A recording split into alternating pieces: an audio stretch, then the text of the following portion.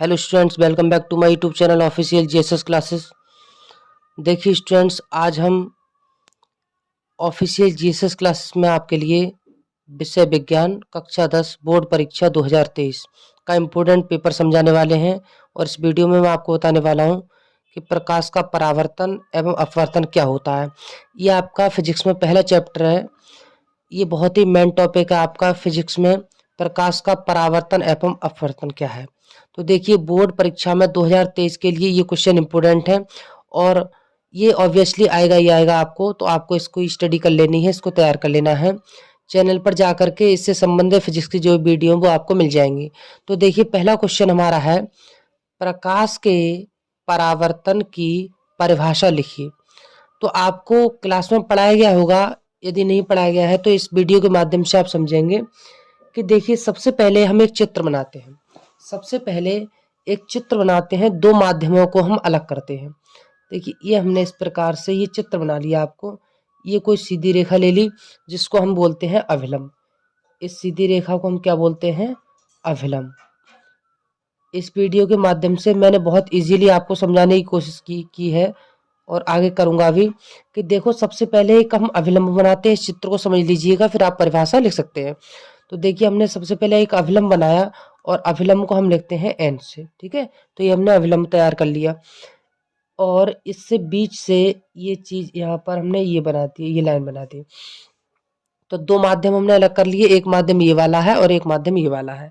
ठीक, तो सबसे पहले क्या होता है कि देखिए, जब कोई प्रकाश की किरण, आपने ऑब्वियसली देखा होगा कि आप कमरे में बैठे हुए हैं अंदर रूम में, और रूम में कोई पोर वगैरह है, कोई आपके विंडोज वगैरह है, तो जब सूर्य का प्रकाश आता है विंडो से होकर के और आपके फर्श पर या पालिशदार चिकने तल पर टकराता है, तो उसको तोड़ करके वो कभी अंदर वापस नहीं जाता, वो सीधा उसी दिशा में वापस चला जाता है। ठीक, तो जब कोई प्रकाश की किरण, मान लीजिए अब ये कोई प्रकाश की किरण है, ये सूरज से आने वाली प्रकाश की किरण, ये इस तरीके से इसकी दिशा दिखा दी हमने ये वाली। तो ये कौन सी किरण है? आने वाली किरण। तो आने वाली किरण को हम क्या कहते हैं? आपतित किरण कहते हैं। कौन सी किरण है ये? आपतित किरण। मान लीजिए ये सूर्य के प्रकाश से ये वाली किरण और यहाँ तक आती है और आने की दिशा मैंने ये वाली दिखा दी आपके पास। ये इस तरीके से सूरज का प्रकाश आता है। तो देखिए, ये जब यहाँ टकराता है तो फिर इसी मार्ग में ये वापस चला जाता है इस तरीके से। ये तो ये जाने वाली किरण दिखा दी। अभिलंब और आने वाली किरण के बीच में जो कोण बनता है वो हमारा आई होता है, और अभिलंब ये वाला और ये वाली जो जाने वाली किरण है, इसके बीच में जो कोण बनता है इसको हम स्मॉल आर से लिखते हैं। ठीक, तो ये तो आने वाली किरण आपतित किरण हो गई और ये जाने वाली किरण ये परावर्तित किरण हो गई। परावर्तित किरण, परावर्तित किरण। तो देखिए, सबसे पहले जब परिभाषा लिखेंगे तो जब कोई प्रकाश की किरण, ये क्या है? प्रकाश की किरण। ठीक है, ये आने वाली आपतित किरण को हम क्या कहते हैं? प्रकाश की किरण। तो जब कोई प्रकाश की किरण किसी चिकने, ये तल है, कोई प्लेन है, किसी चिकने या पॉलिशदार तल से टकराती है तो परावर्तन के पश्चात उसी मार्ग में वापस लौट आती है। देखो, इसी मार्ग में फिर से वापस चली आई। तो मैंने आपको बताया था कि जब आप रूम वगैरह में बैठे हुए हैं तो विंडो से होकर के जब प्रकाश आता है, सनलाइट आती है, सूरज का प्रकाश आता है, तो वो फर्श पर टकराता है और टकराने के बाद क्या होता है? उसी मार्ग में वापस चले जाता है। वो फर्श को तोड़कर कभी नीचे नहीं आता है। ठीक है, तो क्या है? जब कोई प्रकाश की किरण किसी चिकने, यहाँ से परिभाषा लिखेंगे। देखो, ये क्या है? प्रकाश की किरण है, तो यहाँ से बनाओ परिभाषा। जब कोई प्रकाश की किरण किसी चिकने या पॉलिशदार तल से टकराती है, ठीक है, यहाँ पर टकराती है, तो परावर्तन के पश्चात उसी मार्ग में या उसी माध्यम में वापस लौट आती है। इस क्रिया को हम क्या कहते हैं? प्रकाश का परावर्तन कहते हैं। तो देखिए, इसकी परिभाषा आप इजीली आसानी से लिख सकते हैं। क्या लिखेंगे? देखो, इस तरीके से, जब कोई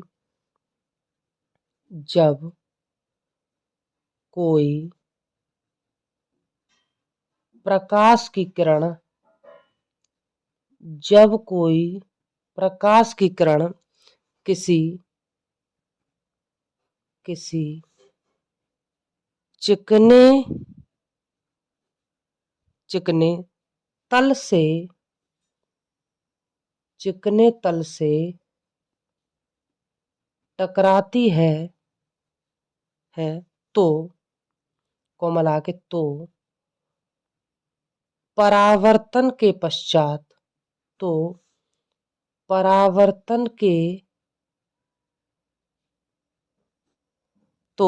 परावर्तन के पश्चात उसी माध्यम में वापस लौट आती है।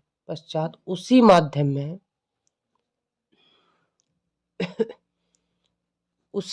में वापस लौट आती है। वापस लौट आती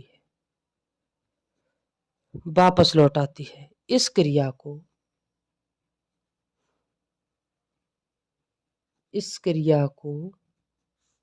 प्रकाश का परावर्तन कहते हैं।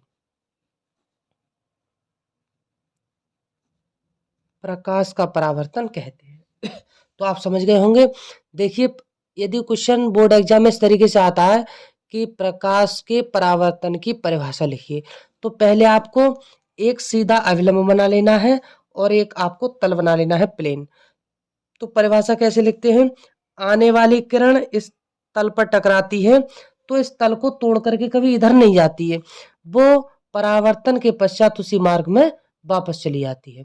तो देखिए, जब कोई प्रकाश की किरण, ये वाली प्रकाश की किरण मान ली हमने, जब कोई प्रकाश की किरण किसी चिकने या पॉलिशदार तल से टकराती है तो परावर्तन के पश्चात उसी माध्यम में वापस लौट आती है। इस क्रिया को प्रकाश का परावर्तन कहते हैं। तो ये हो गई आपकी प्रकाश के परावर्तन की परिभाषा क्या है। ये तो प्रकाश के परावर्तन की परिभाषा हो गई।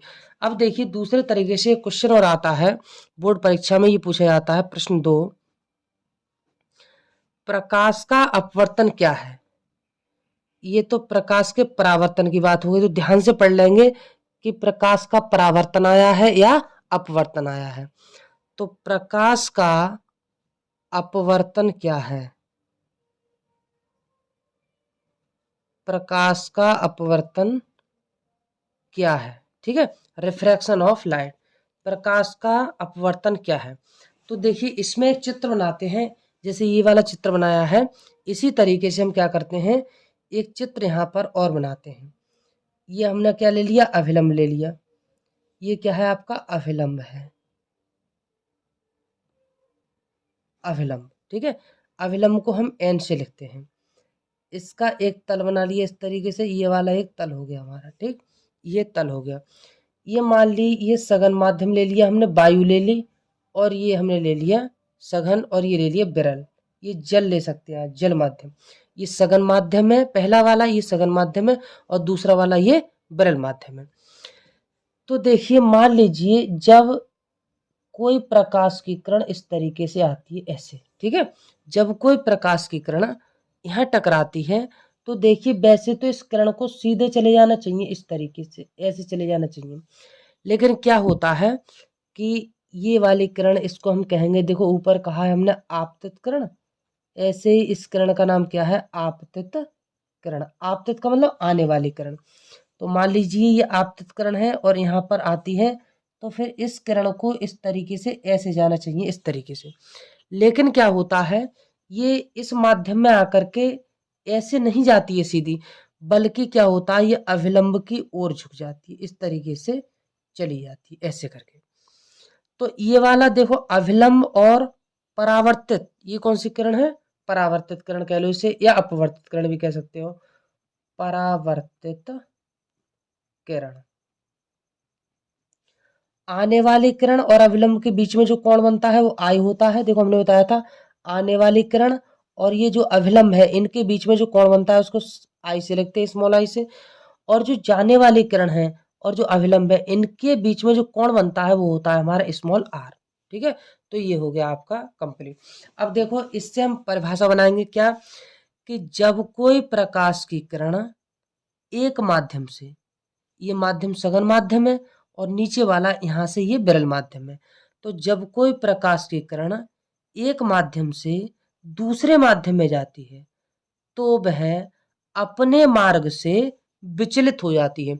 विचलित होने का मतलब है इधर उधर हट जाना, ठीक है।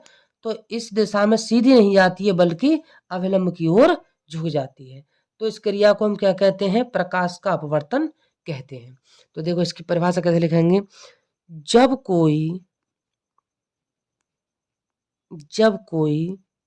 प्रकाश की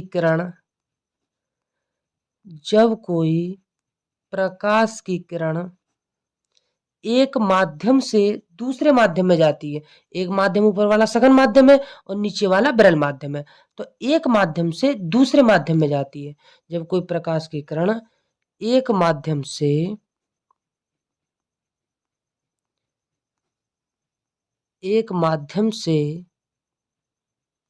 दूसरे माध्यम में जाती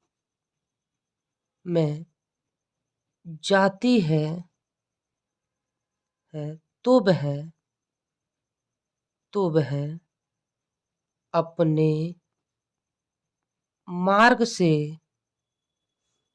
अपने मार्ग से विचलित हो जाती है। अपने मार्ग से विचलित हो जाती है। विचलित का मतलब होता है हट बढ़ जाना, ठीक है, एक तरफ से दूसरी तरफ को चले जाना या अपने मार्ग को चेंज कर लेना, ठीक है, परिवर्तित कर लेना, उसमें विचलित हो जाती है। इस क्रिया को मिला के इस क्रिया को प्रकाश का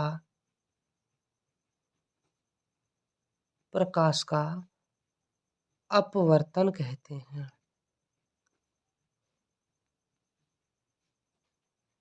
अपवर्तन कहते हैं। तो ये चीज समझ में आ गई क्या थी? जब कोई प्रकाश की किरण, चित्र से परिभाषा बना सकते हैं, जब कोई प्रकाश की किरण एक माध्यम से दूसरे माध्यम में जाती है तो वह अपने मार्ग से, देखो, ये विचलित हो जाती है। इस घटना को क्या कहते हैं? हम प्रकाश का अपवर्तन कहते हैं। तो n को तो हम मानते हैं अपवर्तनांक, और इससे लिखते हैं हम साइन आई। आई क्या है? आपका आपतन कोण, और ये नीचे वाला है साइन आर, ये क्या है? परावर्तन कोण। तो इस नियम को हम क्या कहते हैं? इसे स्नेल का नियम भी कहते हैं। इसे स्नेल का नियम भी कहते हैं। तो ये कौन सा नियम है? स्नेल का नियम भी ये हो सकता है, ठीक है। तो ये हो गया आपका कंप्लीट। अब देखिए इस के बाद जो टॉपिक आता है वो आता है इसमें न्यूमेरिकल। 2 नंबर का न्यूमेरिकल आता है, बाकी और भी न्यूमेरिकल आते हैं, लेकिन यहाँ से जो 2 नंबर का न्यूमेरिकल है वो क्या है, देखो उसके बारे में बता दूं। 2 नंबर आपको न्यूमेरिकल किस प्रकार से मिलेगा बोर्ड परीक्षा में इस बार। तो देखो क्वेश्चन है हमारा, प्रश्न लिखिए न्यूमेरिकल प्रश्न। देखिए न्यूमेरिकल प्रश्न कैसे आता है? एक उत्तल दर्पण की फोकस दूरी, या एक उत्तल दर्पण की वक्रता त्रिज्या वाला भी आ सकता है। चलो, तो एक अवतल दर्पण की वक्रता त्रिज्या, ऐसे मान लो एक गोलीय दर्पण की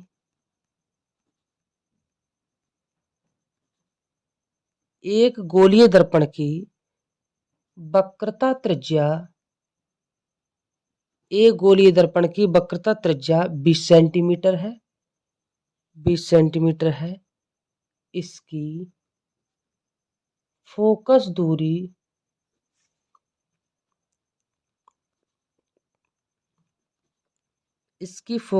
क्या होगी? ठीक है, ये प्रश्न है आपका कि एक गोलीय दर्पण की वक्रता त्रिज्या 20 सेंटीमीटर है, इसकी फोकस दूरी क्या होगी? तो देखो सूत्र होता है हमारा F बराबर R/2, यानी फोकस दूरी जो होती है वो वक्रता त्रिज्या की आधी होती है, ठीक है। तो F बराबर, F फोकस दूरी निकालनी है, बराबर दर्पण की वक्रता त्रिज्या कितनी है? 20 सेंटीमीटर। तो त्रिज्या को हम R से लिखते हैं, तो 20 और बटे ये आपके 2 आ गए, तो 2 दहाई हो गए 20। तो F बराबर क्या लिखेंगे आप? 10 सेंटीमीटर। फोकस दूरी को सेंटीमीटर में लिखते हैं इस तरीके से, ठीक है। तो इस तरीके से आप निकाल सकते हैं। ये तो हो गया आपका फोकस दूरी कैसे निकालते हैं। अब क्वेश्चन अगला इस तरीके से आ जाता है कभी कभी कि एक उत्तल दर्पण की, प्रश्न आ जाता है, एक उत्तल दर्पण की फोकस दूरी, एक उत्तल दर्पण की फोकस दूरी 10 सेंटीमीटर है, फोकस दूरी 10 सेंटीमीटर है। दर्पण की वक्रता त्रिज्या, दर्पण की वक्रता त्रिज्या क्या होगी, ये ज्ञात कीजिए क्या होगी। तो देखो सूत्र हमारा क्या होता है, F बराबर R/2। ठीक है, अब यहाँ दे रखा है उसने कि दर्पण की फोकस दूरी F का मान यहाँ दे रखा है, तो F बराबर कितना है 10 सेंटीमीटर, और हमें किसका मान निकालना है, R का मान निकालना है। तो ये R को हम इधर ले आए, जैसे मान लीजिए R को त्रिज्या गुणा करके तो R बराबर, और ये इसकी गुणा करेंगे तो 2F, ये सूत्र बन गया R बराबर 2F। तो R निकालनी है, R बराबर 2, तो ये 2 है ही, मल्टीप्लाई गुणा F का मान कितना है 10 सेंटीमीटर, तो 10, तो R बराबर आपका कितना होगा 2 धाई 20 है। ये आपकी आ गई वक्रता त्रिज्या, इस तरीके से निकालते हैं। ठीक है, तो 20 सेंटीमीटर वक्रता त्रिज्या ये आपकी आ गई 20 सेंटीमीटर। तो इसी तरीके से आपको बोर्ड एग्जाम में तैयार हो लेना है, और अगली वीडियो देखने के लिए चैनल को सब्सक्राइब कीजिएगा, वीडियो को लाइक और शेयर अधिक से अधिक करिएगा, जिससे आपको बेनिफिट मिल सके। तो बोर्ड परीक्षा में यही प्रश्न आपसे 2023 में पूछे जाएंगे, इनको अच्छे तरीके से आप रिवाइज कर लीजिए।